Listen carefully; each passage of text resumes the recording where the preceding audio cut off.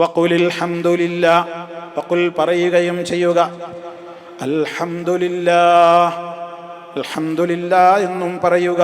അല്ലാഹുവിനാണ് സർവസ്തുതികളും.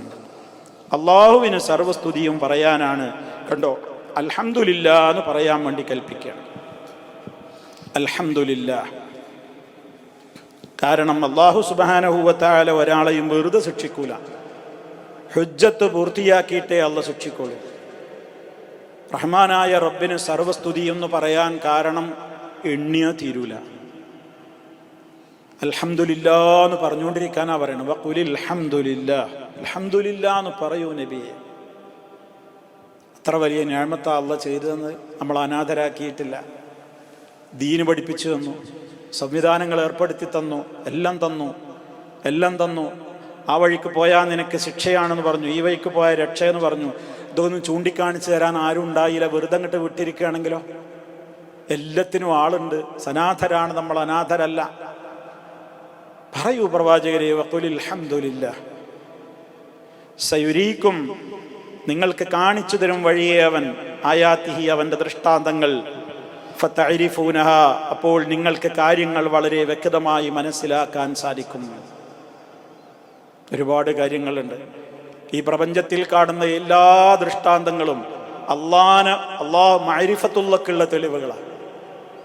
സനുരീഹിം ആയാതിനാ ഫിൽ ആഫാഖ് വഫീ അൻഫുസിഹിം ഹത്താ യതബയ്യന ലഹും അന്നഹുൽ ഹഖ്. ചക്രവാളങ്ങളിൽ മുഴുവൻ സ്വശരീരങ്ങളിലും ചിന്തിക്കുന്ന ആളുകളാണ്. ചിന്തിച്ചാൽ റബ്ബിന്റെ മുമ്പൊന്ന് സുജൂദ് എണീക്കാൻ നേരണ്ടാവില്ല. അത്രത്തോളം ഒരുപാടാണ് നമുക്ക് കിട്ടിയിട്ടുള്ളത്. അപ്പോൾ ആളുകൾക്ക് ഇതൊക്കെ ബോധ്യാവാത്തതാണ് പ്രശ്നം. അള്ളാഹുവിൻ്റെ എന്തെന്ത് അനുഗ്രഹങ്ങൾ, റബ്ബിൻ്റെ ഏതേത് ആയത്തുകൾ, അതൊക്കെ കാണുമ്പോൾ കൃത്യമായിട്ട് അവരത് മനസ്സിലാക്കും. സത്യമതായിരുന്നു എന്നൊക്കെ പിന്നീട് ബോധ്യാവും. പക്ഷെ പിന്നെ ബോധ്യമായിട്ട് എന്താ കാര്യം? ഇപ്പൊ ബോധ്യാവണ്ടേ? മരണനേരത്തെ എല്ലാവർക്കും ബോധ്യാവും. ഫിറൗന് വരെ ബോധ്യമായിട്ടുണ്ട്. ഞാനല്ലാതെ നിങ്ങൾക്കൊരാരാധ്യരില്ല എന്ന് വിളിച്ചു പറഞ്ഞ അഹങ്കാരിയായ ഫറോവക്ക് വരെ കെലിമ ചൊല്ലിയിട്ടാവും മരിച്ചു.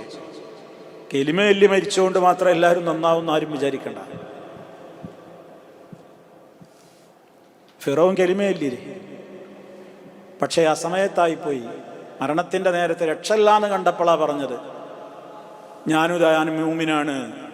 അതുകൊണ്ട് ചില പിഴച്ചുപോയ വാദക്കാരൊക്കെ പറയുന്നുണ്ട് ഫിറൗൻ നമ്പർ 1 മൂമിനാണ്, സ്വർഗത്തിലാണ്. അള്ളാഹു കാത്ത് രക്ഷിക്കട്ടെ. അത് സൂഫികൾ. അത് മറ്റേ ടീം, മുദബ്ബിറുൽ ആലം ടീം. അവിടേക്ക് ഞാൻ ഇപ്പം പ്രവേശിക്കുന്നില്ല. അള്ളാഹു നമ്മെ അതിൽ നിന്ന് കാത്ത് രക്ഷിച്ചു. അൽഹംദുലില്ലാഹ്. ഒരുപാട് കാര്യങ്ങൾക്ക് പറയണം അൽഹംദുലില്ലാഹ്. അതാ പറഞ്ഞത്, എന്ത് കാര്യങ്ങൾ ചിന്തിച്ചാലും അൽഹംദുലില്ലാഹ് മനസ്സറിഞ്ഞ് പറയാനേ കാണൂ. പക്ഷെ നമ്മളോട് എന്തെങ്കിലും ചോദിച്ചാൽ അൽഹംദുലില്ലാഹ് ഇങ്ങനെ പോണു.